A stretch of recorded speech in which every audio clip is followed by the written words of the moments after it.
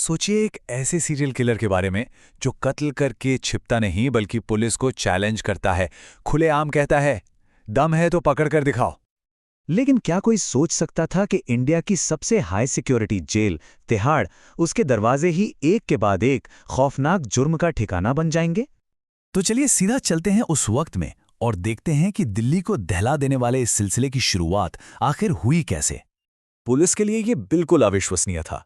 Jail के ठीक बाहर इंसानी जिस्म के टुकड़े मिल रहे थे। मतलब जो जगह सिक्योरिटी का सबसे बड़ा सिंबल थी, वही अब एक कातिल का आतंक फैलाने का स्टेज बन चुकी थी। लेकिन ये सिर्फ कत्ले नहीं थे, ये तो एक खेल की शुरुआत थी।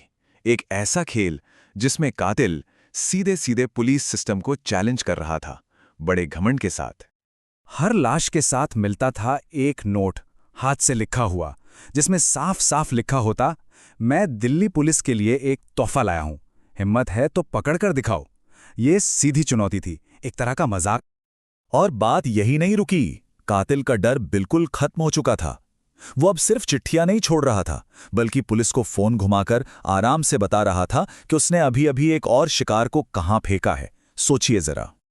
तो अब चलते हैं इस चूहे बिल्ली के खेल के अंत की तरफ। आखिर कैसे पुलिस के हाथ इस शातिर कातिल तक पहुंचे? इन्वेस्टिगेशन में सबसे बड़ा टर्निंग पॉइंट तब आया जब पुलिस को यह एहसास हुआ कि यह काम किसी बाहरी आदमी का नहीं है। वो एक इनसाइडर को ढूंढ रहे थे, एक ऐसा शख्स जो पहले जेल में बंद था और अब बदला लेना चाहता था।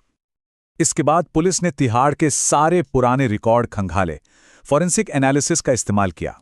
हजारों की लिस्ट छोटी होती गई और आखिर में शक की सुई आकर रुकी सिर्फ एक नाम पर, चंद्रकांत झा। और जब पुलिस उसे गिरफ्तार करने पहुंची तो जो मंजर था वो और भी ज्यादा चौंकाने वाला था। झा अपने घर में अपने बच्चों के साथ आराम से हलवा खा रहा था। उसके चेहरे पर शिकन तक नहीं थी, बिल्कुल ऐसे जैसे कुछ हुआ ही ना हो। ये एक आम इंसान के चेहरे के पीछे छिपे एक दरिंदे की असलियत थी। लेकिन अब बचने का कोई रास्ता नहीं था। फोरेंसिक एविडेंस इतने पक्के थे कि इनकार की कोई गुंजाइश ही नहीं थी।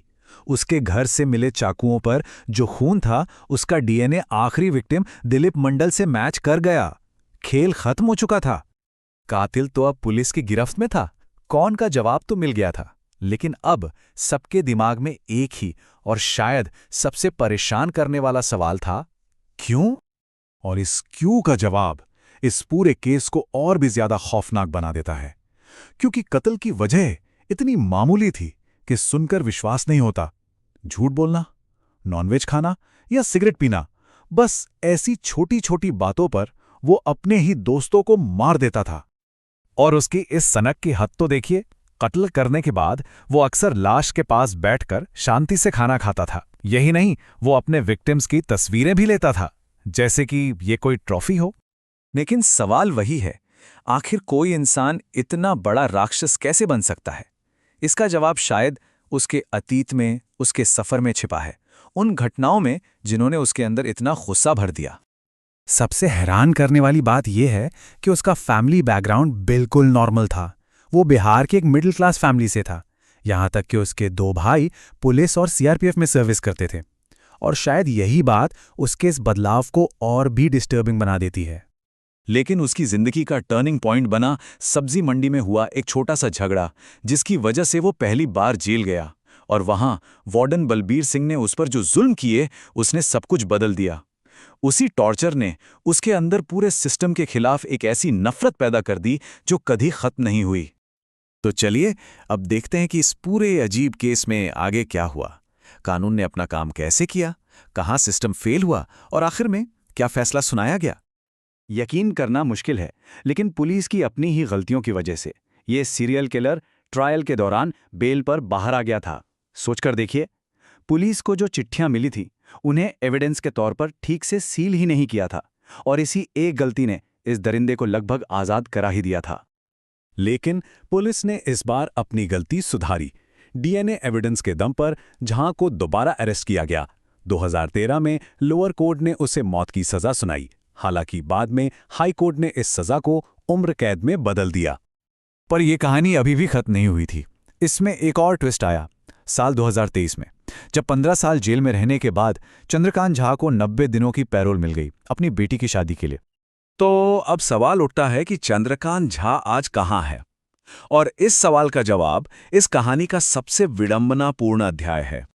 आज चंद्रकांत झा अपनी उम्र कैद की सजा उसी तिहाड़ जेल के अंदर काट रहा है, जिसके गेट पर वो कभी लाशें फेंककर पुलिस और कानून का मजाक उड़ाया करता था। किस्मत का खेल देखिए, जहां से शुरुआत की थी, कहानी वहीं आकर पूरी हुई। चंद्रकांत झा की कहानी एक बहुत ही परेशान करने वाला सवाल छोड़ जाती है कि सबसे खतरनाक दरिंदे अक्सर एक बिल्कुल साधारण इंसान का चेहरा पहने होते हैं। और ये सोचना ही कितना डरावना है कि बुराई कितनी आसानी से हमारे आसपास एक आम चेहरे के पीछे छिप सकती है।